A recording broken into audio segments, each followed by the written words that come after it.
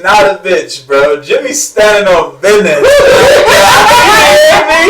My nigga is standing on business right now. He just got the quote-unquote rub from John Cena and the megastar LA Knight. Pause on that, by the way. But Jimmy elevating. And Jay, he derailed himself by getting in another tag team with fucking Cody Rhodes, bro. What it do, y'all? We back with another episode of Wrestling with Exotics. It's the champ that runs the camp. And I got my dog with me. I think I need a Bridgewater, also known as LA Knight, the megastar, his agent. We in big talks. We got some things going on. But anyway, that's nonetheless. Yes, sir. He definitely should be cutting you a check. By the way, you give him the promotion on this show. For sure. He deserves a check, y'all. But anyway, speaking of LA Knight, we're going to jump into the Fastlane pay-per-view. This pay-per-view was low-key mid as hell. I ain't going to lie. I've seen a lot better.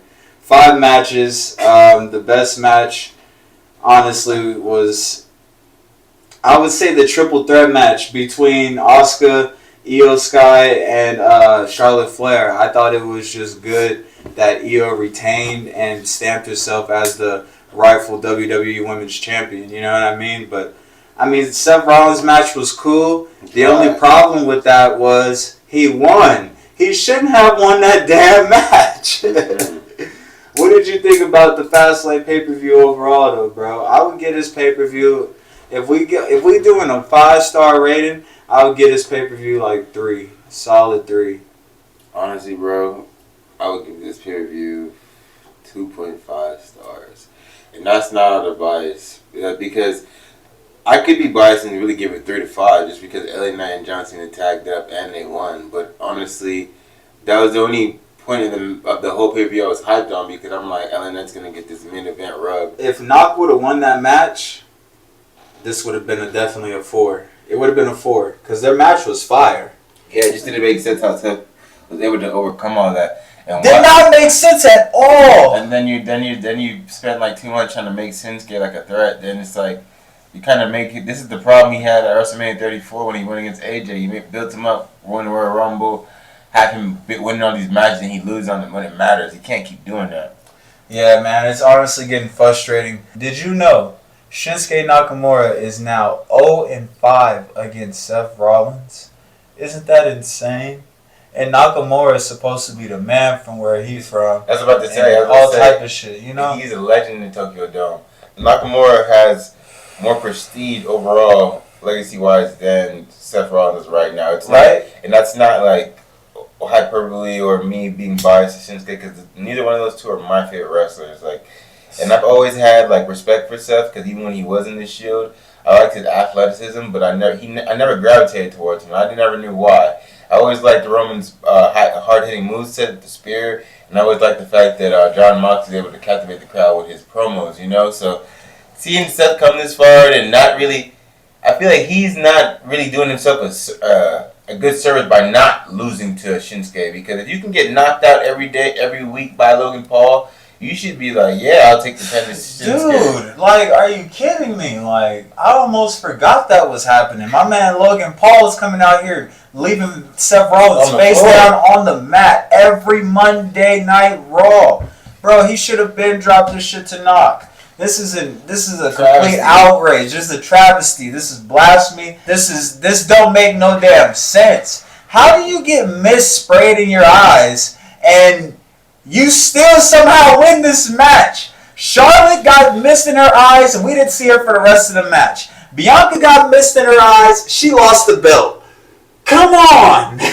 What the fuck? What is Shinsuke Nakamura spitting out that Asuka isn't? What the fuck? Asuka got some more painful ass mist or something? Did she get it from her from Tajiri? You gotta feel some Muda. Muda's supposed to have that Zado. Yeah. That's where I'm confused. What the fuck Shinsuke got? I should know the jig was up when they had Muda come to payback just for you to lose in front of him. Nigga, that's what I'm saying. This shit is so embarrassing. Yeah, I said though, this pay-per-view would have been lit if Nakamura would have won. I don't understand why he didn't. What did you think about the John Cena and LA Knight match versus the Bloodline? Bro, it's it's like a revolving door. Because more the things change, the more they stay the same. And the question just keeps running through my mind, whose game is it? And every time it gets proven right. I'm so hyped. Almost going on a year now I've been asking that question. And at first it wasn't Cena to catch on. But slowly but surely it's like the little internet could. It got more steam than ever. And when I asked that question, they feel it in their soul, but they don't want to give me the answer. I'm just happy John Cena got a win at Fastlane finally. You can't go 0-3 at Fastlane, and you're the greatest of all fucking time. That shit just don't make no sense. Hey, you know who you have to owe that to? LA Knight. You got that pinfall victory. It's like I John would have did that without LA Knight, bro. I don't know. He had chance at Fastlane prior to LA Knight. I'm saying if they would have gave him a match at Fastlane just versus Jimmy Uso, John Cena would have whooped that nigga ass. Okay. Well, true or false? Undecided. But you know what? Decided the pinfall victory with the BFT to that bitch ass nigga Jimmy. Now he's gonna have to answer to that from the tribal chief because now we have an LA Knight problem, quote unquote, for Paul Heyman. Hey, I've been saying this is a problem. I'm gonna say this: Jimmy is not a bitch, bro. Jimmy's standing on business. My nigga is standing on business right now. He just got the quote unquote rub from John Cena and the megastar LA Knight. Pause on that, by the way. But Jimmy elevating, and Jay. He derailed himself by getting in another tag team with fucking Cody Rhodes, bro. I don't understand the story over there. And I definitely don't believe that they should have beat the Judgment Day. But Jimmy Uso, hey, he's standing on business right now, bro. He's going up. He's setting himself up to go get a main roster title, his first singles belt. So, when he finally get one, ain't nobody gonna blink an eye. They're gonna be like, oh yeah, he's the stand-in for Roman. He's already been in the ring with so-and-so. He's had matches with AJ Styles. They putting him on. He's standing on business. So they gonna hook him up. Watch. Let me talk to you real quick. Because I like that you said that he's setting himself up for a main title, shit. Who just pinned him? LA Knight. So, I love that. I hope he gets the title. Super believable LA Knight beats him. And then BFT, United States champion. But overall, though, I'm interested to see what goes from this now because that was a little joke. But now the Bloodline does have an LA Knight problem. Yeah. And what would you also rate this match, too, by the way? I'd have to give this match 3.5 stars. Wow, out of 5. That's very generous. Because it's generous because of the end result. It's predicted. The 0.5 is generous, honestly. The 0.5 is generous, yes. Because I would have gave it a 3. 0.5 is generous, but it's only because the result and how it played out. And literally, I called it. I said John Cena's going to be holding everybody off with his signature fists up, making sure the ring is clear. And I hit that BFT. I knew it wasn't going to be Solo because Solo's a real pet project. So bad when I see John Cena do corny shit like that, bro. Yeah, or just jump around the ring like a fucking child. He's like, yeah! That shit stresses me out and irks my soul. I really be feeling my hairline recede when I watch that shit. But you know what it is, though? We're grown now, and John's elevated himself to where he's past the rapping and doing all that shit that we would consider cringe because of his age and his. I just still want him to act tough, like. But he can't. He can't. Come on, man. Like, you ain't even gotta act gangster, bro. Like, he can't, bro. Just have that kind of bro. My nigga is the only wrestler with a platinum album. Yeah. Come on. Act tough like it. He's tough, but he can't, bro, because he just thinking like I gotta be realistic. I don't want no one to come out here and try to play. That is realistic. But he don't want no one to come out here and try to play him like you don't know when to grow up. And then the thing is that, and that's crazy because if John Cena would have kept doing the whole rap thing, bro, he'd probably be one of the most famous rappers right now in the whole industry. This nigga was selling music at a time where white boys was not getting listened to. And he's a WWE wrestler, bro. They really was tuning in to see what the fuck he was saying. And he was coming out with the greatest music videos and shit with Mr. T. Like, come on now. Yeah, swag. Like, John, act like it, bro. That's all I'm saying. Don't come out here this corny white dad. I don't want to see Timmy Turner dad come out here and doing this corny shit. I want to see motherfucking John Cena. You can't see me, nigga. Basic economics. Come on, dog. Act like it. Act like it, please. Like, you grown as hell. You not that silly ass dad, bro. Like, that's not what we know you as, bro. I don't even think the kids like that shit. The kids want to do this. The kids want to do this. You can't see me, little nigga. They want to flex on you and shit. You know, kids bad as hell. They don't want to come out acting like a corny dad and shit. Yeah. No, they want to come out with this, man. Come on. I had spoke on it a little bit earlier. My thoughts on Cody Rhodes and Jey Uso winning the Undisputed Tag titles from the Judgment Day, again, is it shouldn't have ever happened.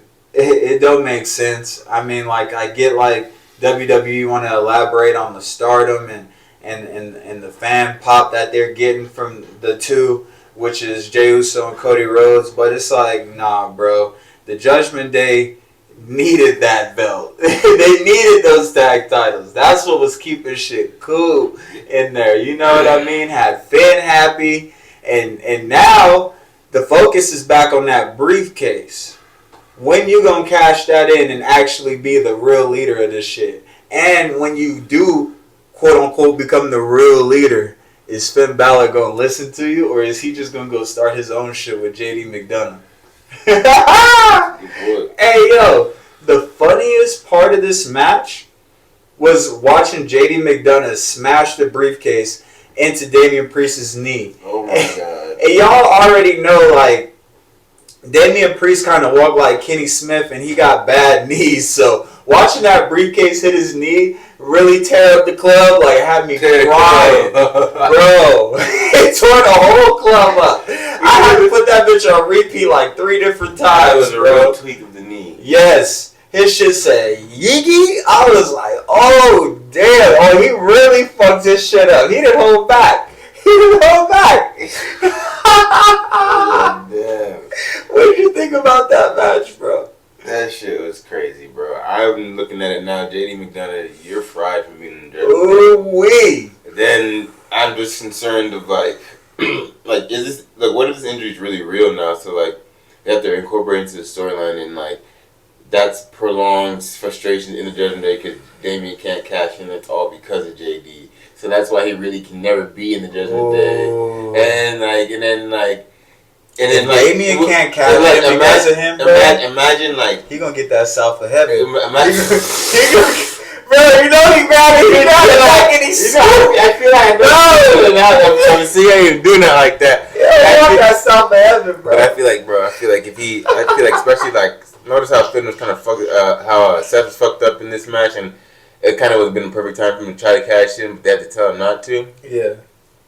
But if every week on Raw they keep showing, or like little chances where if Damian could have ran to the ring, he could have cashed in, but he can't because his knee. And then every time just sees JD in the back.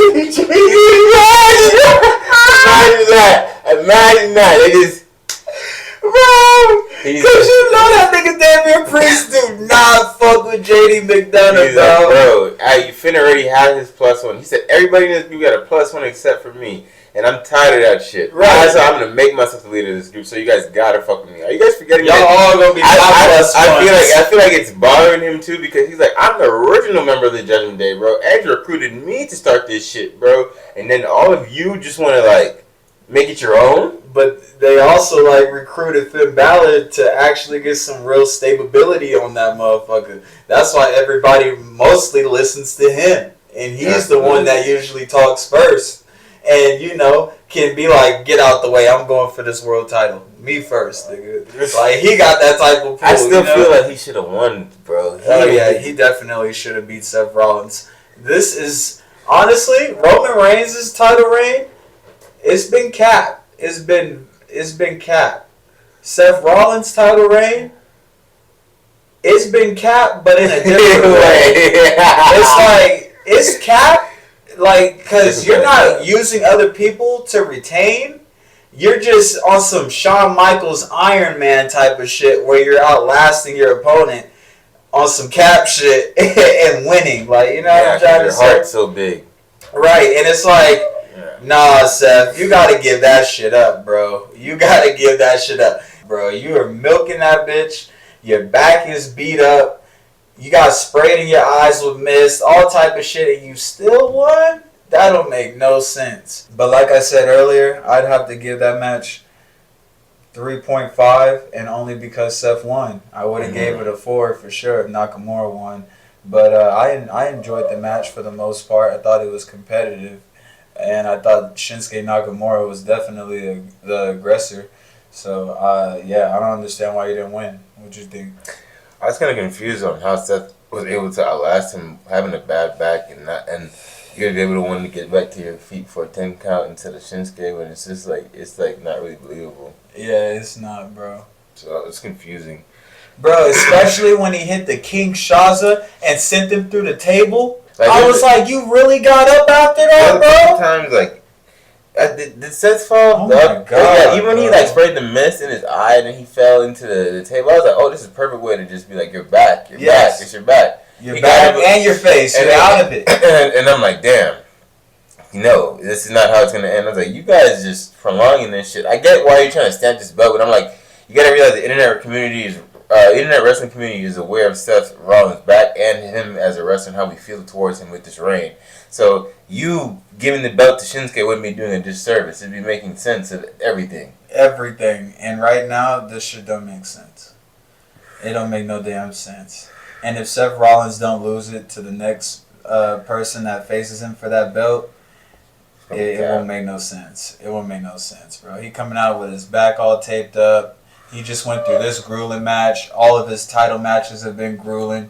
He competes. He started off competing week after week after week, having them open challenges. So it's like, come on, bro. Give that fucking shit up. You got it, bro. You did everything we wanted to see happen on WWE television, alright? You did all of that. Thank you, because Roman ain't been here like that. So we appreciate you, but it's time to give that shit up. That's also why that belt is here. Give some other motherfuckers a chance. You know what I mean? Especially Shinsuke Nakamura, AJ Styles, or Montez Ford, motherfucking Jey Uso, Cody Rhodes, somebody else. Braun Breaker, I don't give a damn, nigga. Anybody. It's time. Baron Corbin even. Shit. Somebody have him come out and do some lame ass shit. Have him hold the belt for like a month or something. You know, just give him that find out real war heavyweight title credibility, and then he can just move on. Just move on. Get over it. Cause yeah, man, needs to be a new champ. Hell, I might even, y'all see how this shit look on me. I could easily. So, hey, count y'all days. That's all I'm going to say to that. Last but not least, I want to talk about Asuka's match with Io Sky and Charlotte Flair for the WWE Women's Championship. This match was A1, and I thought it displayed each competitor perfectly. It allowed them to showcase their skill and their in-ring work, and then at the same time, Io Sky was able to stamp herself as the rightful WWE Women's Champion, and it all made sense. And I loved the way it ended. What did you think about the match? Oh, can I also mention to y'all, I give this match a solid 4 out of 5 for sure. Yeah. How about you, dog? My sentiments are the same, 4 out of 5. I really agree with you. I'm hyped that Io was able to cement herself because she deserved this victory over Charlotte and Asuka. Yeah. Because a lot of people are going to just be like, she won in after cashing in, after they just went through a triple threat match. So I felt this was perfect. Two birds, one stone. And it's allowing Io to show that she's not a fluke champion. Like, she has the best moonsault in the game, I think. You know what I mean? Even though Tiffy's cool, but it's not. Got the perfect one. It's not that perfect. That motherfucker. She jumped on that motherfucking top rope on some fly shit, and then she just. Also, bro, that shit perfect. She hit every time. I don't know why she didn't do that on Becky. She tried to do a fucking a swanton bomb on her. I was like, come on, Tiff. I'm with the genius in the sky on that one, but I respect it. But I just feel like EO deserved this victory, and you can see, like, I thought it was a good, interesting tidbit how Bayley came out and actually helped correctly for the one time that she was supposed to stay away. That was never supposed to happen like that, but it finally did, so that was a good thing to see. Bayley should be embarrassed, though, if we're being honest, because everybody comes out and they make valid points about her just being a lackey. That's all you That was crazy. It's crazy hearing Charlotte talk to her like that. Yeah, but it was facts, though. It's like, come on, you coming out here helping her win titles and shit. At the same time, bro, when was the last time Bayley ever won something? It's been a cool minute. Well over 2 years. It's about to be 2024 and she still ain't touched shit. It would help if WWE made more titles for the women, though, because she can easily be an Intercontinental Champion while Io's got the belt. And then, you know, like I said, add another member to the group. And then when Dakota Kai get healthy, they can go for the tag titles. You know what I mean? Yeah. And now Damage Control is actually a legible faction. You know what I mean? And it's not just wasted or making, you know, everybody look like lackeys and shit, because that's all it is. Like, they take turns being lackeys, and the only person that hasn't had a alpha role yet is Dakota Kai, like, only because she's been injured and she's always been a backup, though, you know what I mean? But I can't wait for her to get her day, because I feel like this group is actually holding her back. And I feel like she's kind of like the Seth Rollins of this group if we're comparing them to the Shield. And I feel like she'll turn on them to get out of it. You know what I mean? Yeah. I don't see Damage Control just breaking up and going their separate ways. Yeah. I see Dakota Kai turning on probably Bayley, doing her bad first. And then if Io got the belt, you know, hitting her with a crazy elbow, and now she about to find herself in a women's title match with Io or something like that. That's what I would like to see for Dakota Kai personally. Yeah, I could definitely see that. She was going to be her just do definitely great in-ring technician. Someone nice also to see how the trend of them going to NXT. Maybe she might go back and get NXT Women's Championship. That would be lit, bro. If she go back to NXT and then beat Becky, oh, bro. And it would make perfect sense, too, because she's not like, you know, a newbie or something. Like, she's been around for a minute, a cool minute, well seasoned, you know what I mean? So it would make perfect sense. WWE, book it. Y'all heard it here first on WWX. And this has been another episode of Wrestling with Exotics. We appreciate everybody tuning in with us. Again, it's your boy, the Franchise Kid, Franchise Jerry, and I got my dog with me. I think I need a Fiji water. Make sure you guys like, comment, and subscribe, man. Share this shit with the world, y'all. And make sure you guys go check out our shop. It's called pcfshop.myshopify.com. I'll make sure I put a link in the description for y'all, alright? We got something for everybody, especially the players.